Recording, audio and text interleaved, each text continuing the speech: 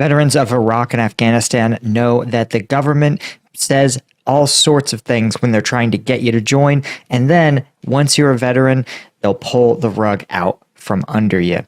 And everybody's got a story, but it isn't just here. Russian veterans are saying that their government has also screwed them. And leaked a video from Insight from Ukraine and Russia is going to give us a deep dive into the Russian veteran experience. Let's take a look. First off, Insight is a great channel with all sorts of leaks from Russian social media and Russian intercepts that, frankly, they can only get if he has a source inside Ukrainian intelligence. So if you haven't subscribed to his channel, it's a great one. I always link it down in the description, and you definitely want to support him. And if you've been on my channel for any length of time, you know that Russian cyber attacks are kind of a routine thing here. So you definitely want to support him any way you can. All right, let's crack into it. Soldiers find themselves useless and poor after their returning home. It seems the Russian government purposely creates obstacles for them when they're trying to receive veteran IDs and money benefits after they return from war. You'll hear about it from one of the Russian soldiers in two of his videos. Всем привет! Сегодня, да и вот накануне, после выхода первого видео по поводу что происходит с человеком, бывшим бойцом, когда он ищет себя в гражданской жизни в плане получения своих льгот, которые он заслужил. Так вот, к чему это все? Хотел бы осветить тему получения справок. Okay, so I want to point out first off, one of the things that sort of inherently sucks about being a soldier is that soldiering is by definition a vastly different role than most other, roles in modern life. It's easy to be the more combat facing your job, the less applicable to the real world it is. Now, I know you're going to give me a bunch of wishy-washy stuff about leadership skills and all this other stuff, and I think that's broadly true, but the problem is that no one ever hires leader, right? You can maybe see jobs for software manager, right? You see jobs for warehouse manager, but nobody just says leader unspecified, right? So even if those are skills you bring to the table and you don't necessarily have those skills, right? If you were an enlisted soldier, right, you have skills like following directions and showing up on time, which are, don't get me wrong, if you've ever had an employee who doesn't have those skills, you realize that they're great, but they're not a substitute for having an actual economic role. And if you operated an artillery piece or a tank, right, there's no need for tank drivers in the civilian world. Now, you might say, well, you could become a truck driver. Well, yeah, but you got to go get your certification, your licensing. It's a different animal. Different rules of the road are different, right?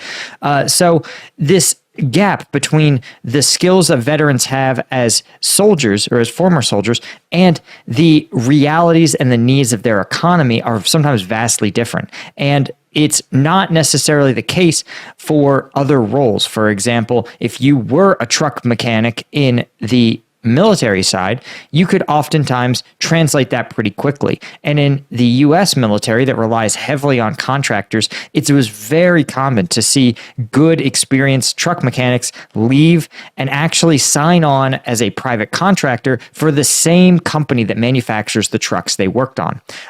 And because often they had deployed, it was very common for them to come back as civilian contractors since, once you've been in Afghanistan once, you're like, okay, like you stay at a FOB, the danger is much more limited. It's a known danger. So all of this to say, right, understand that this is sort of an inherent veteran problem. Data brokers are some of the most nefarious actors on the internet. They harvest our personal data like social security numbers, date of birth, email addresses, and then sell it to the highest bidder. That could result in doxing, becoming the target of scams, or even identity theft. And there's dozens of data brokers, so protecting your identity against all of them can feel impossible. But Today's sponsor, Delete Me, can help. I personally like Delete Me because they offer a hands-off solution to data protection. They monitor data brokers year-round and remove your data to protect your privacy. Their dashboard makes it easy to see where your data is out on the internet. Mine found 26 different brokers with my info.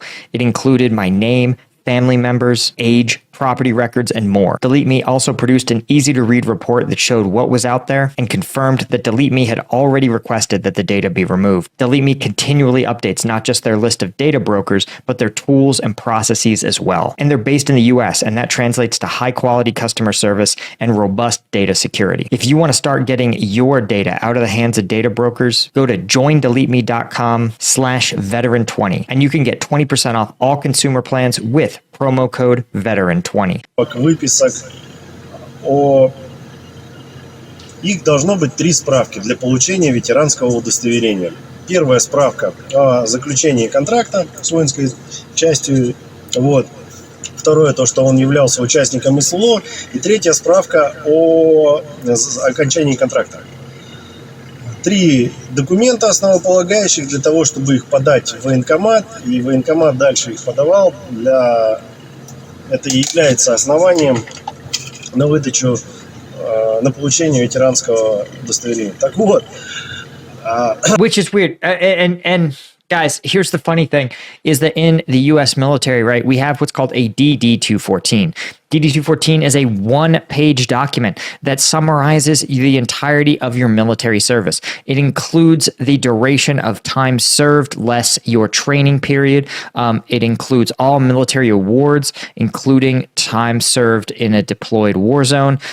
It's a one-stop shop. And because it is kept on record in both the VA and DoD, as well as given to you with gazillions of copies, it's seen as kind of the one-stop shop. You either have a DD-214 or you don't. And if you do, right, you end up able to get a lot of benefits, right? As long as I have a photo ID and the DD-214, I'm entitled to basically any government, any veteran's benefit that is offered to me. That's the only proof I need. So understand that there is zero reason Russia cannot similarly do this, right? Turning into a 3-step process is pointless. By definition, you enlisted. If you served in their war zone, if you served in Ukraine, then how could you have served in Ukraine in the military and not gotten an initial contract? Like, that doesn't make any sense. So why would you need to produce that contract if the SMO paperwork shows it? Do you see how this sort of government logic doesn't make any sense? Similarly, right, contract completion, it's possible if you say, right, that there's some validity, because you say, okay, you can't have served and gone AWOL and then claim you're a veteran, right? That's fair, or entitled to benefits. But again, the DD-214, the completion of the contract form should cover everything. There's no reason it shouldn't. You complete the contract, you have one form, the Russian version of a DD-214, and that should entitle you to benefits. Also, Russia has computers, guys. You should be able to give your identification document, like a passport number or something, and they just look it up. Just like I could walk into the VA. I've never been asked for an ID at the VA. Not once. I give my name, I give my appointment time. That's it. They look me up on the computer. They can see I'm registered in there. I had to show an ID the first time, but they were able to see that I had served, right? Because computers are a thing. So this is not an accident. This is deliberate. В чем этот путь может быть очень-очень длинный? Я знаю случаи, когда даже на уровне справок вся эта песня затягивалась больше, чем на год. То есть приходит человек, я отслужил, вот у меня документы, так и так, там. Давайте сделаем запрос в воинскую часть о том, что я вот служил, что участвовал в боях, ну и, собственно, об окончании контракта. По тем или иным причинам, то ошибки, то запрос куда-то потеряется, там заново поднимается. Год проходит, ничего нету. Человек в теории рассчитывает на льготы. Yeah, oh my God, paperwork and accounting errors are the bane of my existence. For example, when I went to use my GI Bill for grad school, you're actually required to like get basically like pre-approval. You go in just like a car, just like buying a house, right? You talk to them, you say, hey, I'm thinking about doing grad school, and they'll send you a letter that says, hey, you're basically pre-approved for this level of benefit. They sent me a letter that said, congratulations, 100% GI Bill approval. I was like, outstanding. And I had 2 acceptance letters, one from a less affordable or a more affordable but less prestigious program, and one from a more expensive but more prestigious program. And I selected the more expensive, more prestigious program on the basis of that letter. Then, when I actually sent the documentation into the VA, they came back to me and said, we're sorry, that was a mistake. You're actually entitled to only 60% of your GI Bill benefit. And I dug into the paperwork, and it seems like they were right that I was only entitled to 60%. But here's the thing. Why did you not know that at the outset? If you knew it at the outset, it would have impacted my decision making. And so I guess I could have made a stink about it. And I probably should have, looking back, because, you know, Lockheed Martin gets paid whether they make a plane that flies or a plane that crashes into the North Carolina somewhere, right? And I should have been like, hey, you can't tell me that I'm entitled to 100%. And then when I actually show up and you actually have to write a check, all of a sudden start nickel and diming me, right?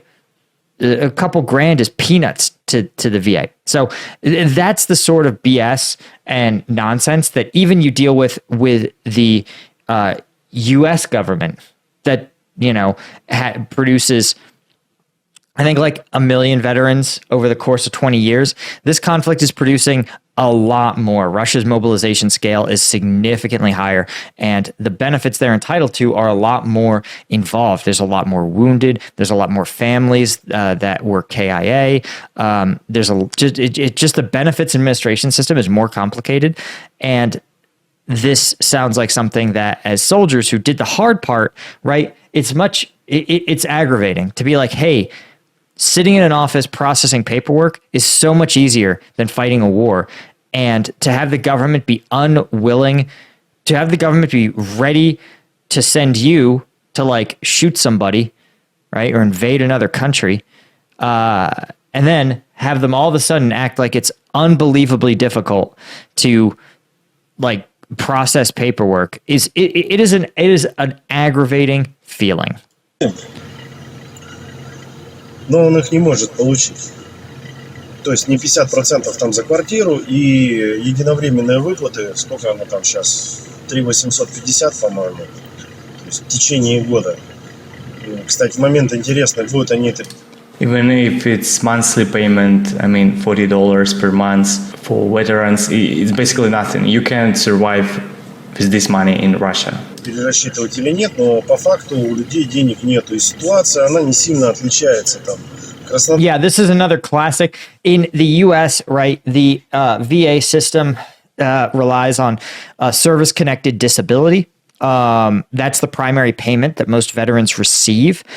Since you, at least when I was in, you only started to earn a pension after 20 years of service. So if you got out like me at year like 5 or 6 or whatever, then you weren't entitled to any pension. So if you wanted payment for combat service, you had to have a documented injury of some kind.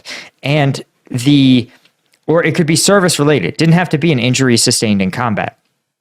And that meant that you would have to have a medical record. And it's funny, most officers, no one ever sat me down and was like, hey man, like you served in combat, like we should, you know, do you ever have ringing in your ears? Do you have a bad knee or a bad back? Or, you know, like I had popped out a rib. I had, you know, all of these things. I never, like, it never occurred to me that I needed to have this paperwork so that I could go to the VA and say, hey, listen, I served in combat. I experienced these injuries. I sought medical treatment for them. There's a medical record. Now I need you to facilitate that, right? I need you to yeah, I'm entitled to a certain level of disability payments for this. and working that system. It's not working the system. It's documenting the things that happen. And in the military, especially in the officer corps, we have a culture of like, shut up, don't complain, get your job done. Getting the job done is the most important thing. And looking back, especially when I was stateside, so much of what I did was pointless. Like I should have spent, instead of fixing some stupid slide deck for some brief where everyone was going to be half asleep, I should have gone and spent an afternoon documenting every single thing wrong with me, right? And then I could have gone. And that way, when I went to the VA, I could have said, listen, I'm entitled to these payments. But if you don't know how to work the system, it's hopeless. And that's what this is probably describing. I imagine that if you know the right people, this system is very easy to navigate. Not easy. This system it's possible to navigate it. But if you don't know the right people, nobody's holding your hand or telling you how these systems work, then you're never going to be able to navigate it effectively. And in countries like Russia, oftentimes knowing the right people, right? In the US, it's like information. You know the right words to say. You know, you go to the doctor, you go, man, ever since I got back from my deployment, my neck, you know, or they say, oh, wow, your blood pressure is really high. Was it high before you started? You're like, no, it was good. Right? Like you need a little, it's knowledge, it's prompting, it's a little coaching in countries like the US and Western Europe.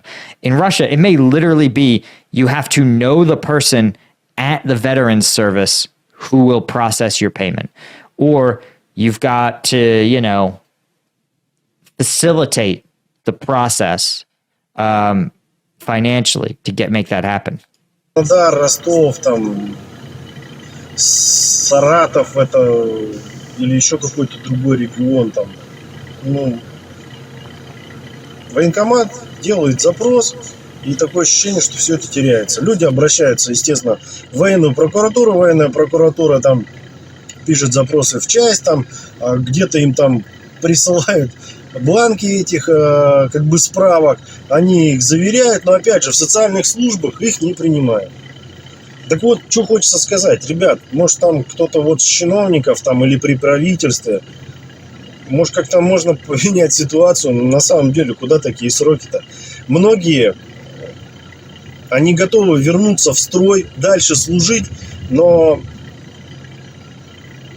доверие как-то теряется, хочется взять в руки эти документы, оставить их дома, выписать льготы, чтобы там не отказывали там родственникам или еще что-то, потому что если такое, пишется доверенность, мало того, что сроки там большие, еще и с этими доверенностями не все их службы их принимают. Так вот, многие готовы вернуться обратно, но мотивация у людей теряется.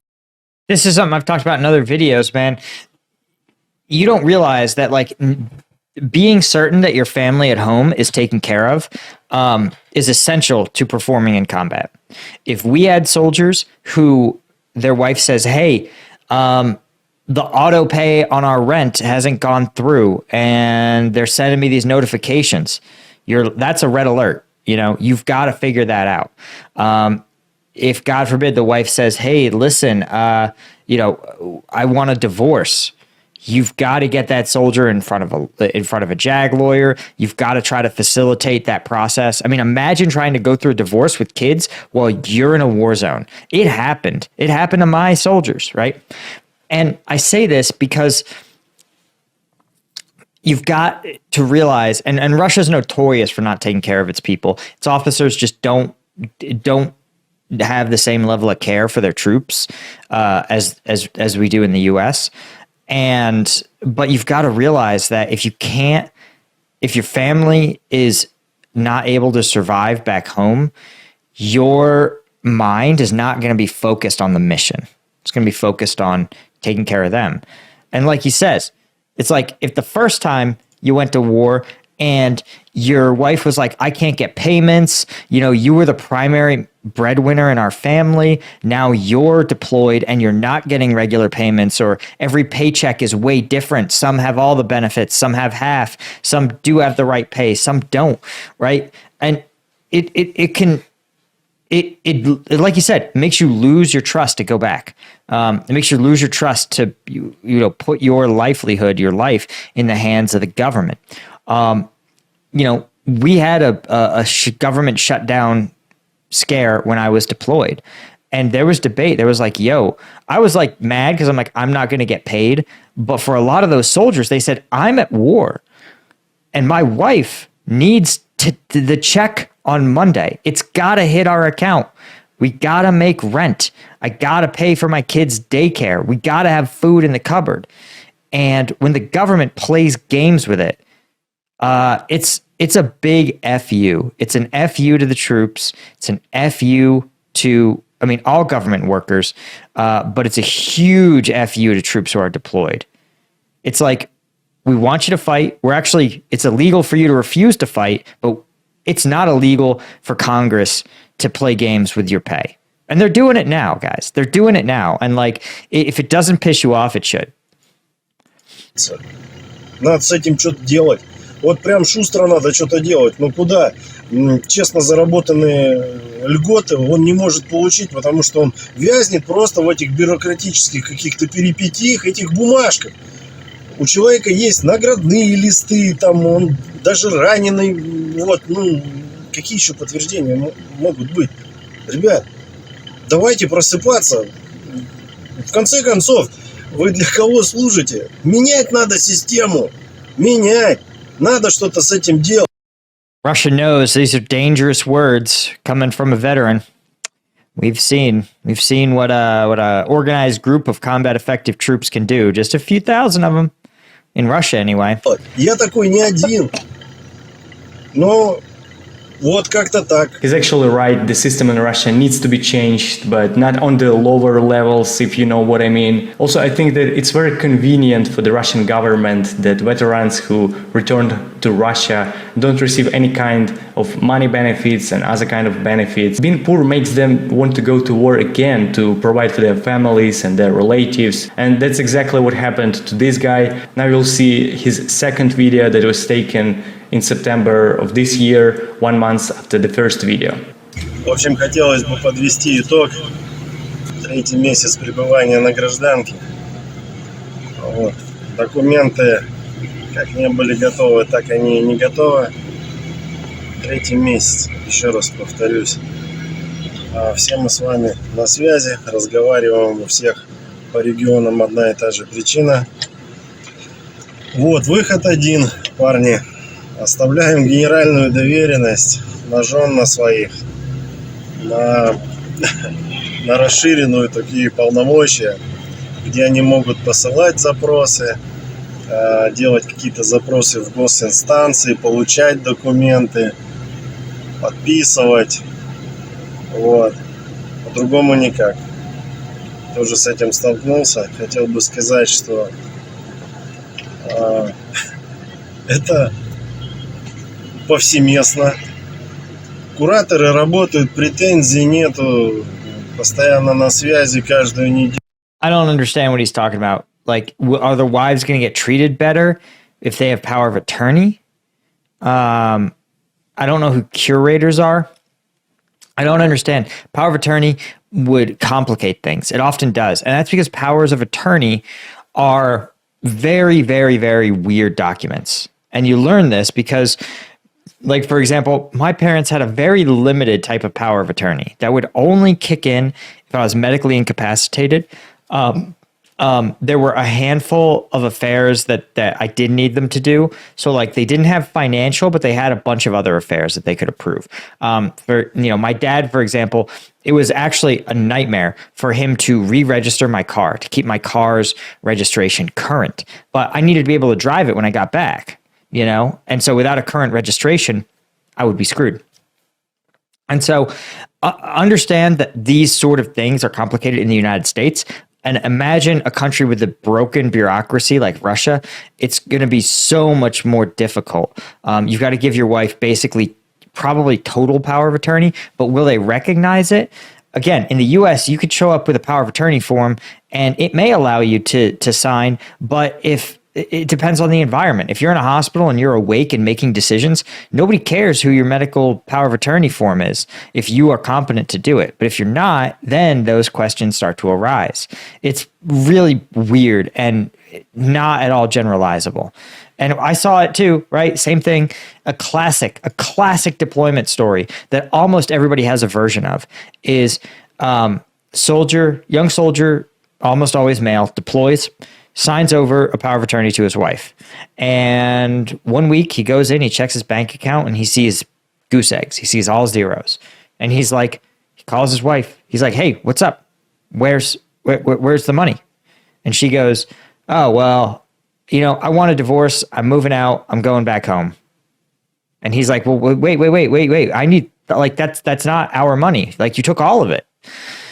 And she's like, well, yeah. And then the soldier's like, damn, I'm in Afghanistan. I have nothing. I own nothing. If she took all the money out of the bank account, she definitely took all my stuff out of storage. And that's really common. Just all your stuff, everything gone, dipped out. And you're like, damn, yeah, you're entitled to a divorce. Anyone can divorce each other whenever they want. But you're also like, damn, you don't need to take everything they own and run off with it. There's some soldiers who I knew who were deployed. Their wife left with kids, and they haven't been able to find their kids and enforce a judgment. They don't even know what venue where their kids are living. And after a certain point, a lot of these guys run out of money for lawyers because, you're military, and you're just like, I can't, what can I do? I can't find her. I have a bunch of pointless judgments that no one can enforce. I have no money for a lawyer to continue to investigate and try to locate my children. And they're gone. It's super messed up, but it was so common. So common. It's interesting that he mentioned some kind of curators because I couldn't find any information about who it might be. But I suppose it's FSB agents. Probably they work with soldiers who return to Russia just to make sure that they not commit crimes, they not work with Ukrainian intelligence, etc. Anyway, let's continue watching. Такие вопросы, в принципе, так же, как и вопросы у них одни и те же, так же и ответы. Справок нет, и ничего нам не положено. Так вот, в связи с этим многие такие как и я, he's going back. Yeah. Будем оформлять доверенности на жен и возвращаться к своей службе. Что называется, пускай они здесь бьются за нас, а мы там будем за них. На самом деле, хотел бы чуть-чуть пообъемнее. Yeah. And there's, I think, more to it than that, right? 3 months. Yeah, not being entitled to your benefits sucks. But as Insight points out, the guy's fighting over a few kilograms of rice. And presumably he can still work. He presumably is able-bodied. So the question is, why do you have to go back? And there's deeper psychological stuff at work. The feeling of being extremely, extremely essential, being indispensable in combat is real. You feel like the man. You're powerful. You're needed. Everyone depends on you. You depend on everyone. You are closer than friends with your fellow soldiers. And then you go home to a civilian world and jobs look like do nothing nonsense, bureaucratic bullshit. Nobody gives a fuck. Nobody gives a shit about you. Your family, your family kicked on. They, if you were gone for a year, your wife ran things. She ran the household, right? So you come back, you're sort of useless there too. And you understand this drive between being like, hey, do you want to be, it's like, what would you rather be, a rock star or an office drone? And that's how it feels sometimes. Do you want to feel like a badass, or do you want to be of some like oofy doofy paper pusher nobody? It's not a question, right? We all want to feel like we're somebody, like we matter. And you come home and that transition is really jarring. And it draws a lot of people back into service. Не так в утрированном порядке, а объемнее раскрыть тему в плане того, что приходится выслушивать. Кому-то даже уже говорили, вас никто не туда не посылал, что вы тут ходите. И у регионов различные меры поддержки. То есть кому-то ничего не положено, кому-то что-то положено, но он это не скоро получит, потому что справок нету. Но вывод один. Граждане, чиновники, прекратите заниматься херней. Это относится и к губернаторам. Вот прямое обращение, вот прям говорю не только за себя, могу привлечь, как бы, если вам это интересно в процессе, организовать прямое включение с нет. Well, I don't have that much sympathy for him because one, yeah, you choose to go back, but two, like, what do you think you're going to do? You think you're going to make a difference with a little public protest? That's the only way to advocate. I feel for him. That's me in battle on YouTube. You've seen the only way is to just publicly shame YouTube to take action. And you know, it's hard to even know if it works. Like you feel, I both feel for him and I don't. Нескольких регионов, потому что вот это вот у нас регионы разные, поддержки у нас тоже разные. А вы не задумывались, что у нас родина-то одна? Что вы делаете? Что вы людей-то делите? Для чего это делается? Все такие красавцы, типа, ура, давайте служить по контракту, рекламные баннеры и там и сям пестрят. Проходит куча времени, куча денег выделена и освоена чиновниками. А по конечному, по итогу, результату, бойцы, пребывая здесь, в запасе или в отпуске, как хотите это называйте, они не видят ничего ровным счетом. Для кого вы там сидите? Задайте себе этот вопрос. Yeah, it's also been jarring, man. It sounds like this guy is also like, I'm trying to think of the way to put it. It's also hard to be around civilians. I don't know what to tell you. Like, they're so lazy. That's how it feels, right? Obviously, tons of dudes are out here working hard, but like, that's how you feel, man. You're like, damn, you go so hard and you do anything. They're like, hey, take this position, go on this patrol. You're like, okay, up to the cost of my life, right? And then you just need some stupid shitbag civilian to sit there and be like, it's my break time. I can't process your paperwork. Or some politician who's taken bribes of gold bars in order to send weapons to Egypt. I'm like, you MFer. Like, do something else. You know what I mean? Like, don't be do something for regular people. Regular people work hard every day. They look out for their colleagues, they look out for their families, and you're out there just lining your pockets. And it just makes you mad. Их надо права затирать. Работать пора. Либо привлекать к ответственности уже. У каждой проблемы, как говорил Иосиф Виссарионович, есть фамилия. And the surname of all the problem that guy has is Putin, but he doesn't understand it, and so he went to fight for nothing again. Literally 4 days ago, he's been deployed to Ukraine again. He's been tricked by the system, by the propaganda and his own naivety, and most likely he'll die for that. Hopefully this... Yeah, I mean, yeah, it's